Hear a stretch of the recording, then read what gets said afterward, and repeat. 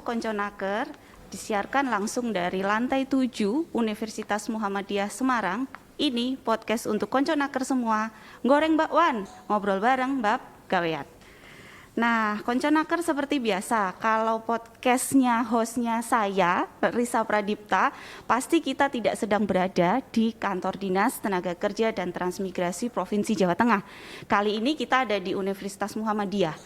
Kok jauh ya? Ada apa? Nah, demi narasumber yang spesial, istimewa sekali ini sampai kita harus kejar demi kita pengen ketemu gitu ya. Nah, langsung kita sapa narasumber kita. Selamat siang Pak Beni Ramdhani. Assalamualaikum. Seneng banget, waalaikumsalam. Saya senang ada Semarang juga. Istimewa, saya merasa Sama. saya deg-degan loh Pak, ini diundang. ketemu Pak Beni begitu. Nah, Konconaker yang belum tahu nih, nanti browsing gitu ya, Pak Beni ini adalah Kepala BP2MI. Nah, BP2MI apa? Badan Pelindungan Pekerja Migran Indonesia. Istimewa ya. Nah, terus kita mau ngobrol apa nih Pak? Nanti ya Pak, kita siap ngobrol. Tapi ada protapnya dulu Pak. Kalau podcastnya Dinas Tenaga Kerja Provinsi Jawa Tengah itu ada tebak-tebakannya dulu. Oh gitu. Nanti dicoba jawab dulu ya Pak ya, coba ya. Sudah siap nih ya Pak tebakannya ya Pak ya. Gini, kalau burung itu terbang dengan sayapnya. Kalau kupu-kupu juga dengan sayapnya. Kalau gajah dengan apa Pak? Gajah. Iya. Terbang. Mungkin dengan telinganya. Ya mungkin dengan telinganya ya. Berarti kalau saya yang terbang dengan kamu. Itu dia. Aduh, saya jadi saya yang nebagin malah saya yang nebagin. Nah, ini berarti saya menang kali ini. Gajah terbang dengan susah payah, Pak. Ini menjelang Lebaran ini Pak, mudik gitu ya. Isunya sekarang kan akan banyak WNI kita dari luar negeri datang ke Indonesia. Kalau di berita-berita itu kan sampai 8 juta Pak. Nah, 8 juta ini apakah termasuk PMI di dalamnya? Apakah sudah bersiap ini BP2MI untuk menyambut kedatangan teman-teman PMI dari luar negeri? Kepulangan PMI dari luar negeri ke Indonesia, terlebih saat menghadapi Idul Fitri ataupun Tahun Baru itu hal yang biasa sebetulnya. Dan ini adalah kegiatan rutin tahunan Yang membedakan adalah hanya masalah angka. Nah, untuk tahun 2022 diprediksi yang selesai masa kontrak di negara-negara penempatan ini 12.134 orang. 12.134 yang akan pulang baik-baik. Karena alasan selesai masa kontrak. Nah, tentu itu di luar PMI terkendala karena masalah-masalah ekonomi, masalah sosial, masalah hukum, maupun yang harus dipulangkan karena kebijakan repatriasi atau deportasi. Malaysia misalnya angka deportan para pekerja itu cukup tinggi. Sejak tahun lalu kita punya 7.300 yang harus dideportasi. Dan baru yang dipulangkan sekitar 400-an.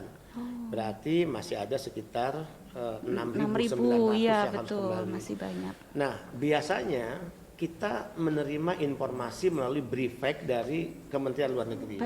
Mereka pasti menginfokan ke kita. Akan tiba di Indonesia tanggal berapa, mereka terbang dari negara penempatan naik pesawat apa, dan mereka adalah siapa saja, berapa banyak dari negara penempatan apa.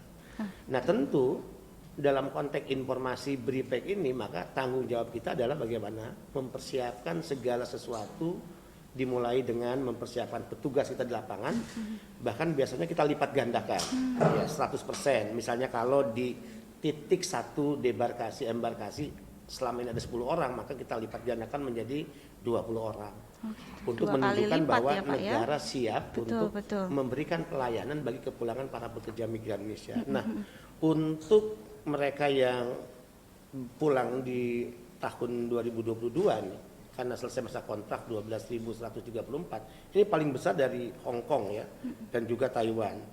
Dan bahkan kalau kita potret mereka berasal dari mana, ini dari Jawa Timur ada 4.138, Jawa Tengah 3.163, dan Jawa Barat 2.859. Ini kalau asumsi mereka yang selesai kontrak akan kembali, karena banyak juga atau tidak sedikit mereka yang biasanya memilih selesai kontrak untuk tidak kembali, tapi kemudian melanjutkan atau memperpanjang kontrak tanpa harus kembali ke tanah air. Nah, tinggal bagaimana kepulangan itu selain petugas tentu protokol kesehatan yang diatur oleh gugus tugas nasional. Nah, ini tadi bicara tentang protokol kesehatan ya Pak ya kan. Kalau sekarang ada keputusan baru dari Satuan Tugas tanpa karantina. Nah, tanpa karantina itu berarti nanti SOP-nya mereka akan datang langsung di pintu kedatangan, kemudian akan melewati pendataan atau seperti apa ini Pak? Ya, kalau kita lihat surat edaran terbaru ya gugus tugas nomor 15/2022, dulu sebelumnya misalnya sebelum surat edaran terbaru, setiap mereka yang tiba di tanah air di pintu masuk, apakah pelabuhan, apakah perbatasan, lintas batas darat ataupun bandara, itu kan ditangani oleh KKP. Mereka harus menjalani pemeriksaan pertama dengan menunjukkan apakah mereka benar-benar sudah melakukan PCR yang dilakukan di negara penempatan. Di Indonesia mereka harus melakukan kembali PCR. Kemudian negatif maupun positif tetap mereka harus menjalani karantina. Sempat mengalami beberapa perubahan, betul, 7 hari, kemudian 5 hari, 3 hari, bahkan sempat terakhir 3 hari dan betul. terakhir tanpa harus karantina, kecuali jika mereka yang dinyatakan positif. Betul. Nah, tapi untuk menjaga agar sesuatu yang mengkhawatirkan terkait dampak keterpaparan COVID tidak terjadi, terlebih mereka yang baru saja tiba di tanah air dari luar negeri, tentu disiplin masing-masing warga negara Indonesia yang tiba di tanah air sekalipun dinyatakan negatif saat tiba di bandara, tetap menjaga diri untuk tertib dengan protokol kesehatan. Menjauhkan diri dari kerumunan-kerumunan. Jika tiba di kampung halaman dalam 1-2 hari tetap berada di rumah untuk tidak melakukan interaksi dengan banyak orang di luar dan seterusnya. Berarti itu perlu kesadaran ya Pak dari yang bersangkutan. Masker masih tetap digunakan. Masker tetap dipakai. Rajin mencuci tangan dengan hand sanitizer atau sabun tetap dilakukan. Keluarganya juga harus sadar betul ya. Apa artinya kita rindu ketemu keluarga karena alasan Idul Fitri, tapi sebetulnya kita datang menularkan penyakit bagi keluarga kita. Betul, iya. Nah, ini Pak, terkait dengan karantina itu kan biasanya kalau ada yang datang dari luar negeri, itu kan biasanya melalui pintu pendataan, Pak. Nah, ini kami kan beberapa kali kami melakukan pendataan dan menerima pertanyaan dari para teman-teman PMI ini. Pendataan, setiap berangkat didata, pulang didata, kan begitu Pak. Mungkin Pak Beni bisa sampaikan nih, mungkin saat ini ada yang mendengarkan, seberapa penting sih sebetulnya aktivitas pendataan itu? Sebenarnya pemerintah itu butuh apa dari data itu? Begitu. Tentu saya bicara dalam konteks tugas BP2MI. Memang hal-hal yang berurusan dengan birokrasi, kadang-kala kan menjengkelkan. Dia sudah lama di luar negeri, tiba di tanah air, ingin cepat ke kampung halaman bertemu keluarga, kemudian harus mengikuti proses-proses yang dianggap ini terlalu birokratis, bertele-tele panjang. Tapi jika kita memiliki kesadaran bahwa pendataan itu penting, sesungguhnya ini adalah kembali kepentingannya bagi para PMI itu sendiri. Kenapa? Karena negara harus memastikan siapa berangkat dari kampung mana, bekerja di negara mana, bekerja sebagai apa, apakah dia selesai kontrak atau tidak, ataukah pulang karena cuti, kan bisa saja. Ataukah karena kebijakan negara lain melakukan deportasi, repatriasi. Nah, tiba di tanah air harus didata kembali, dia kembali kemana. Disitulah sebetulnya fungsi dan peran negara memberikan perlindungan kepada perlindungan ya Pak. Jadi apa artinya Anda harus kesel hanya karena 5-10 menit, tapi sesungguhnya itu adalah bagian dari perlindungan utuh negara kepada pekerja kita. Betul. Itu mungkin yang harus dipahami oleh teman-teman PMI, bahwa rangkaian perlindungan itu termasuk dari pendataan. Bahwa kami butuh betul ya Pak datanya. Tentu tidak semuanya PMI yang kembali ke tanah air bisa dikatakan clear and clean atas pekerjaan yang dia tinggalkan, atas kepulangan yang dia lakukan. Banyak di antara mereka yang pulang dengan terpaksa. Ada juga yang pulang karena selesai kontrak, tapi sesungguhnya dia masih punya hak-hak gaji yang belum dibayarkan. Atau dia yang mengalami, sempat katakan mengalami kekerasan. Nah, itu di saat pendataan dia bisa menyampaikan. Kemudian kita mengambil langkah-langkah tindak lanjut atas laporan-laporan itu. Bisa juga dan tidak sedikit misalnya yang kehilangan barang dan sebagainya. Jadi banyak hal yang sebetulnya manfaatnya lebih besar dari sekedar pendataan yang 5-10 menit yang mungkin menjengkelkan, tapi sesungguhnya manfaatnya lebih besar bagi pekerja migran itu sendiri. Iya. Itu berarti nanti di pintu kedatangan ada help desk gitu ya Pak berarti ya Pak. Pintu masuk bandara misalnya ada Soekarno-Hatta, Juanda di Jawa Timur, Surabaya, kemudian Ngurah Rai Bali, Hang Nadim di Kepulauan Riau. Raja Haji Fisabilillah Kepulauan Riau, Samratulangi Manado, dan Jainuddin Abdul Majid di NTB. Kemudian untuk pelabuhan laut, pintu masuk lewat laut ada Tanjung Benoa Bali, Batam Kepulauan Riau, Tanjung Pinang Kepulauan Riau, kemudian Bintan juga Kepri dan Nunukan Kalimantan Utara. Dan untuk pos lintas batas ada di Aruk ya, Kalimantan Barat, Entikong Kalimantan Barat, dan juga Mota Ain di Nusa Tenggara Timur. Jadi tidak satupun warga negara yang lepas dari pendataan. Tadi saya katakan mungkin menjengkelkan, mungkin Anda kurang berkenan, mungkin ini hal birokratis ya, tapi sesungguhnya manfaatnya justru lebih besar bagi diri para WNI maupun pekerja migran itu sendiri.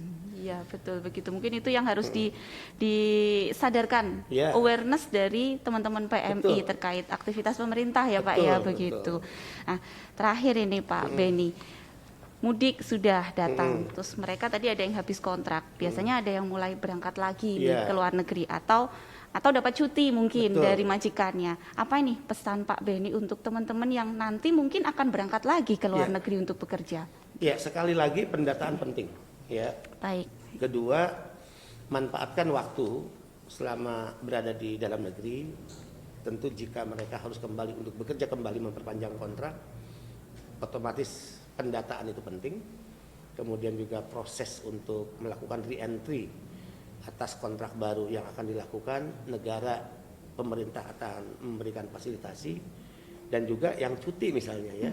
Nah jadi semua dokumen-dokumen yang dipegang, yang dibawa jangan sampai tercecer, karena pada saatnya dia harus kembali, kalau dokumen itu hilang, kemudian dia harus mengikuti proses yang pasti lama lagi, dan itu akan mengganggu ya waktu yang ditentukan untuk dia berada selama cuti di tanah air. Dan tentu jika mereka membawa uang, saran ya, tentu tidak dihabiskan untuk hal-hal yang konsumtif. Ingat kembali ketika tujuan berangkat, yaitu untuk mewujudkan mimpi. Mimpi misalnya bagaimana hasil kerja ini bisa digunakan menjadi modal ekonomi bagi keluarganya, agar pendidikan generasi penerus tidak terputus, agar dia bisa mengembangkan ekonomi keluarga. Mungkin juga ingin membeli rumah tempat tinggal ya mereka hidup, atau membeli sepetak lahan perkebunan untuk dijadikan sebagai modal ekonomi mereka. Jadi kembali kepada tujuan dan niat, bagaimana gunakan uang dari hasil kerja itu secara baik. Baik, untuk peningkatan kesejahteraannya mereka. Begitu. Baik Pak, berarti ini kan agenda rutin begitu ya Pak, setiap tahun sudah biasa dilakukan. Benar. Kawan-kawan dari BP2MI juga sudah sangat sigap dan terampil untuk menyambut kedatangan, melakukan pendataan, termasuk dan pasti kesigapan itu, begitu ya Pak? Pasti kesigapan itu kami juga sadar, kami ini memiliki personil yang terbatas. Sehingga kolaborasi sinergi yang selama ini terbangun dengan pemerintah daerah ini juga penting untuk terus dirawat dan dijaga. Dan selama ini dalam konteks Semarang misalnya cukup bagus ya. PMI terkendala, apakah mereka yang sakit, mereka yang harus dalam penanganan negara, BP2MI setelah dari luar Kemlu ya, kemudian dengan daerah ini bagus dilakukan. Bagaimana mereka harus dijamin tiba di kampung halaman di tengah keluarga secara selamat. Mereka yang sakit kemudian kita rujuk untuk dirawat, diobati dengan biaya negara. Jenazah kita antar dengan ambulan dan harus tiba sampai di rumah keluarga. Sudah dan lancar itu prosesnya hanya Pak? Bisa terjadi jika kolaborasi BP2MI dengan pemerintah daerah. Iya betul. Pemerintah daerah ini termasuk sampai ke pemerintah desa, RT, RW gitu ya Pak ya. Semua harus bekerja sama begitu tidak ya. Tidak berlebihan. Selain Jateng ini sebagai kantong terbesar kedua penempatan Indonesia, nah, dalam hal koordinasi ini cukup bagus ya. Tentu sebagai lembaga penempatan yang juga fokus kami adalah pelindungan, kami menyampaikan terima kasih pada Bapak Gubernur Jawa Tengah dan juga Ibu Kepala Dinas Ketenagakerjaan ya Jawa Tengah, dan juga seluruh pemerintah kabupaten kota di Jawa Tengah yang selama ini ya mampu bersinergi dan berkolaborasi dengan BP2MI secara baik, sehingga kami tidak pernah mengalami kesulitan di lapangan. Iya, syukur sekali ya betul. Terima kasih Pak Beni. Sama-sama. Waktunya singkat, kita dibatasi waktu, tapi semoga apa yang disampaikan Pak Beni kali ini bisa ditarik manfaatnya oleh teman-teman PMI atau siapapun yang mendengarkan podcast episode kali ini. Begitu ya, terima kasih berkenan hadir. Oh iya, Jateng Gayeng gitu ya Pak Beni ya. Terima kasih Pak Beni, terima kasih atas kehadirannya.